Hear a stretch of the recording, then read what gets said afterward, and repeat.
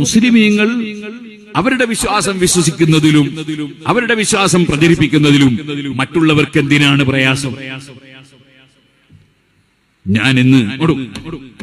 ഞാനിന്ന് ഒരു പ്രധാനപ്പെട്ട വ്യക്തിയുടെ ഒരു ക്ലിപ്പ് വരുമ്പോൾ കേട്ടു. അദ്ദേഹം പറയുന്നു, കാന്തപുരത്തിന്റെ വിശ്വാസം, ഞാൻ അത് വിശ്വസിക്കുന്നില്ല. ഓക്കെ, അതേപോലെ തന്നെ തിരിച്ചും അയാൾ വിശ്വസിക്കുന്ന നമ്മളും വിശ്വസിക്കുന്നില്ല.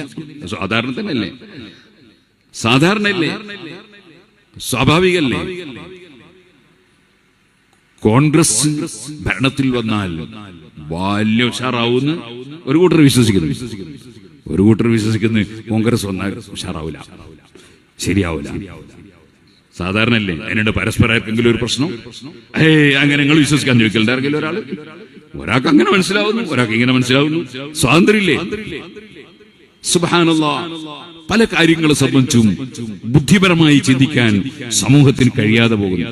ഞാനിങ്ങനെ ആലോചിച്ചു, കമ്മ്യൂണിസ്റ്റ് പാർട്ടിയുടെ ഒരു സമ്മേളനം, ആ സമ്മേളനത്തിലേക്ക് ഒരു കോൺഗ്രസ്സുകാരൻ ക്ഷണിക്കുമോ?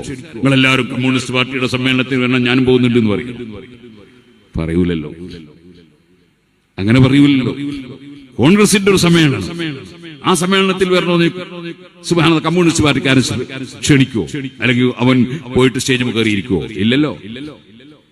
ഇതേപോലെ മുസ്ലിമീങ്ങളും മറ്റ് മതക്കാരും വിശ്വസിക്കുമ്പോ ഓരോ മതക്കാരനും അവന്റെ മതം, അതെ, അമ്പലങ്ങളിലേക്ക് സ്വാമിമാര് ക്ഷണിക്കും, അതേപോലെ തന്നെ പള്ളിയിലേക്ക് മുസ്ലിംമാര് ക്ഷണിക്കും, പള്ളിയിൽ മുസ്ലിയാർ ഇമാമത്തുക്കും, അമ്പലത്തില് അവിടെയുള്ള പൂജാരി അതിന് നേതൃത്വം കൊടുക്കും.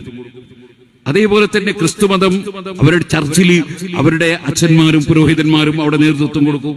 ഇതെല്ലാം കൂടി കൂട്ടിക്കലർത്തിയിട്ടൊരു മതം ഉണ്ടാക്കാന്നാരും വിചാരിക്കരുത്. അങ്ങനെയുണ്ടൊരു ചക്കരച്ചോറ് വെക്കല്, അങ്ങനെ ഒരു കൂട്ടിക്കലർത്തിയുള്ളൊരു മതം ഇല്ല. ലക്കും ദീനുക്കും വലിയ ദീൻ, ഓരോരുത്തർക്കും അവരവരുടെ മതം. അതെല്ലാം കൂട്ടിച്ചേർത്താലാണ് സൗഹാർദ്ദമാകുക. അത് സൗഹാർദ്ദമല്ല, എല്ലാ മതവും പൊളിക്കലാണ്.